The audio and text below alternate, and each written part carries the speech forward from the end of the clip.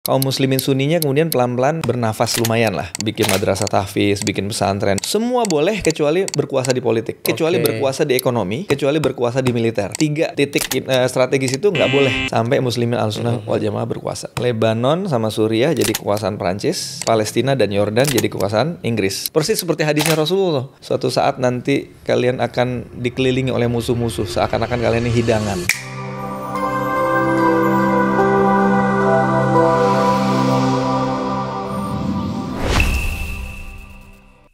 Suriah ini kan dulu adalah satu kesatuan wilayah dengan berbagai wilayah Arab yang lain sebagai bagian dari Daulah Utsmaniyah. Iya. Sampai Perang Dunia Pertama. Ya kan? Kita tahu Daulah Utsmaniyah ini adalah kekhalifahan, kepemimpinan Islam yang satu yang berpusat di Istanbul. Dan singkat cerita, di ujung dari kekuasaannya yang panjangnya hampir 600 tahun itu dia mulai decline. Salah satu ciri dari decline-nya itu adalah kontrolnya terhadap wilayah-wilayah yang dulu merupakan bagian dari wilayahnya itu menjadi lemah. Nah, kawasan dari negeri Syam sampai ke bawah ke semenanjung Arab itu termasuk yang paling dilemahkan, mulai lemah. Dan pada saat itu bentuk pelemahannya nih apa nih, Bang? Iya, karena begini, kalau menurut Dr. Muhammad Ali As-Salabi, penulis sejarah di zaman kita yang masih hidup berasal dari Libya, dalam bukunya tentang Daulah Utsmaniyah, beliau mencatat ada beberapa penyebab kenapa Daulah Utsmaniyah itu kemudian melemah. Tapi yang paling utama bagi beliau itu adalah melemahnya sistem penegakan hukum syariah. Ya, jadi hukum syariah itu masih tajam ke bawah, tapi tumpul ke keluarga kesultanan. Kayak pernah dengar di mana di gitu negeri mana gitu. Mirip-mirip gitu. Jadi mirip-mirip. Nah, itu kemudian menyebabkan itu lemah. Yang kedua, mulai kebergantungannya kebergantungannya pada sistem keuangan yang mulai berkembangnya sistem perbankan yang dikembangkan oleh bankir-bankir Yahudi di Eropa, terutama di Inggris, di Jerman, di Austria. Itu waktu itu mulai pelan-pelan mulai berkembang, dan itulah yang menjadi sponsor utama gerakan Zionisme kan. Sistematis nggak terasa ya? Oh iya, sangat sistematis sekali. Nah, kemudian titik nadir dari pelemahan itu adalah operasi intelijen yang dilakukan oleh Inggris dan Prancis ke kawasan Arab ini untuk menimbulkan hasut. Hasutnya itu ya sederhananya gini lah. Orang Hijaz, orang Mekah, orang Madinah, kalian ini keturunan Rasulullah, keturunan para sahabat, kok mau-maunya dipimpin sama orang yang nggak bisa bahasa Arab? Orang Turki. Itu dihembus-hembuskan, dibangkitkan.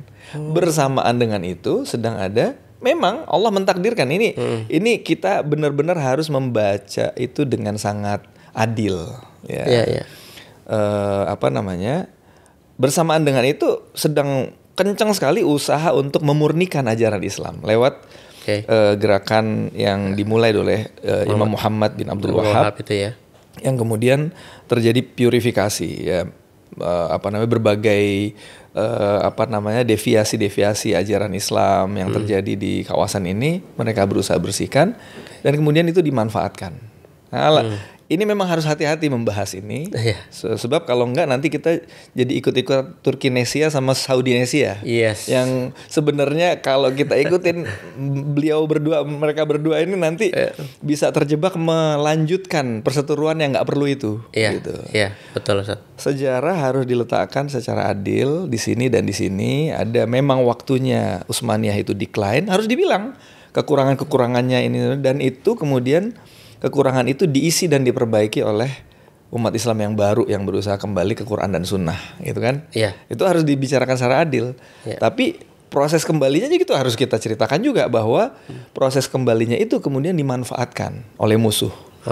Yang kemudian hasut yang tadi itu munculnya secara klimaks itu dalam bentuk The Arab Revolt. Kalau kita Google itu ada The Arab Revolt, dia akan ceritakan itu bagaimana revolusi Arab itu mengkonsolidasi dirinya menjadi sebuah kekuatan yang memutus semua kendali kekuasaannya Utsmaniyah di kawasan Arab. Gitu. Iya. Nah disitulah kemudian tadi pertanyaannya kok bisa di Suriah itu dikuasai oleh minoritas. Iya. Kan begitu terjadi perjanjian Sykes-Picot tahun 1916 menjelang berakhirnya Perang Dunia Pertama, itu Bilad Syam itu dibagi. Lebanon sama Suriah jadi kekuasaan Prancis, Palestina dan Yordan jadi kekuasaan Inggris ya kan? Dibagi-bagi sama dia. Iya. Persis seperti hadisnya Rasulullah, dipotong-potong kayak makanan gitu, ya kan? Yang mana tuh? Rasulullah kan bilang suatu saat nanti kalian akan dikelilingi oleh musuh-musuh seakan-akan kalian ini hidangan. Oh, ya kan? Allah. Ya. Persis seperti itu kejadiannya, dipotong-potong.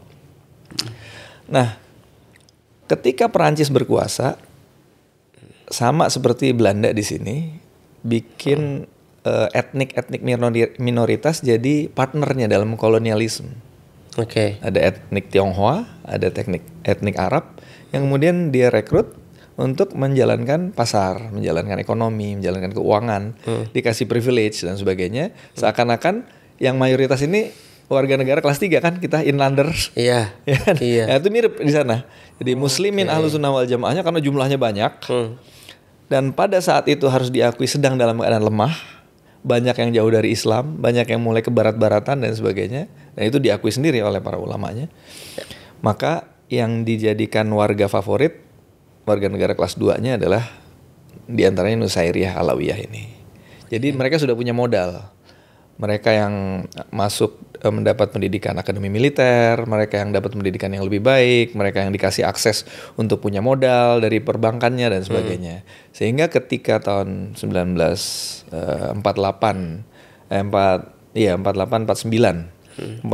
itu merdeka dari Prancis, yang ini udah punya modal duluan. Iya.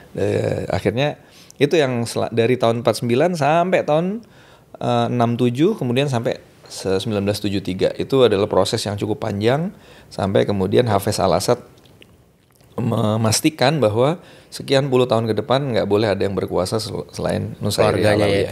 Ya. Dan itu kelihatan terasa di waktu saya tinggal di sana, orang-orang teman-teman saya itu bercerita ini misalnya jabatan di Kementerian Dalam Negeri dari misalnya direktur ke atas nggak boleh orang Sunni. Oh. Meskipun mereka mayoritas, ini harus orang Alawiyah gitu. Ya. Kemudian juga di ketentaraan juga begitu. Di tentaranya Suriah di bawah Bashar Assad itu sholat haram. Oh gitu Ustaz? Iya. Oh. Ini yang nggak diketahui oleh orang Indonesia. Memang alhamdulillah beberapa ulama itu berhasil bernegosiasi dan bersiasah sehingga kaum muslimin Sunninya kemudian pelan-pelan bisa bernafas lumayan lah, bikin rumah, bikin madrasah tahfiz, bikin pesantren, bikin semua boleh kecuali berkuasa di politik. Semua boleh kecuali berkuasa di ekonomi. Semua boleh kecuali berkuasa di militer. 3 titik strategis itu nggak boleh sampai muslimin al-sunnah wal jamaah berkuasa. Kok kayak mirip di suatu negara juga sih Ustaz. Saya manggilnya Ustaz aja deh, udah keenakan. Tapi tadi kan Ustadz menceritakan ketidakadilan di level negara ya, yang level menteri itu harus yang Nusairiyah, kemudian yang di bawahnya baru Sunni. Kalau di level warga biasa, Ustadz ngelihatnya apa yang terlihat ketidakadilan itu? Saya kembali sedikit aja ke situ.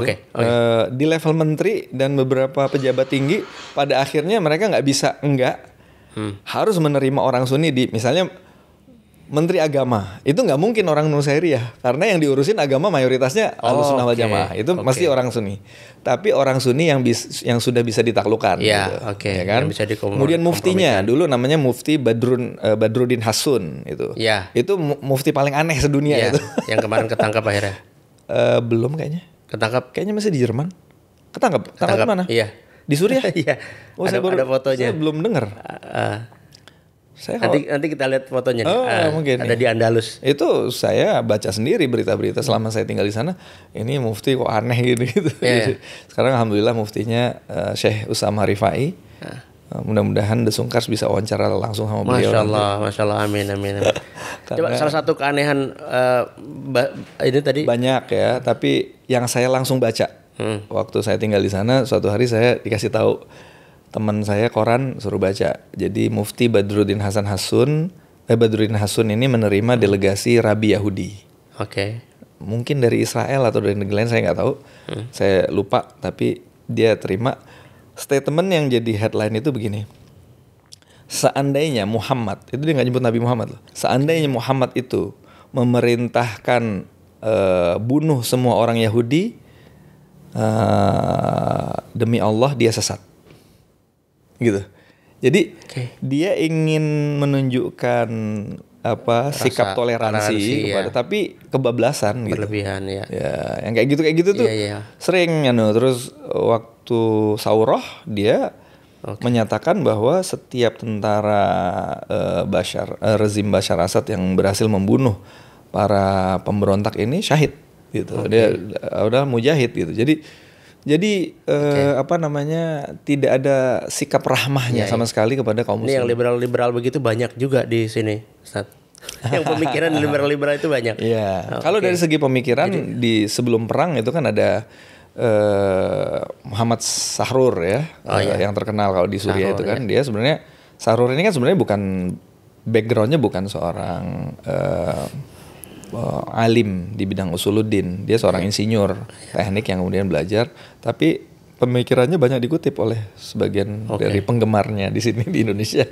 Iya benar-benar. Ya. Ala kulli hal tadi Suriah ya seperti itulah kira-kira gambarannya. Itu yang tadi ketidakadilan di level warga gitu ya. Apakah mereka juga mendapatkan seperti itu gitu yang jadi sebagai warga asing kami setiap tahun harus memperbarui izin tinggal gitu kan.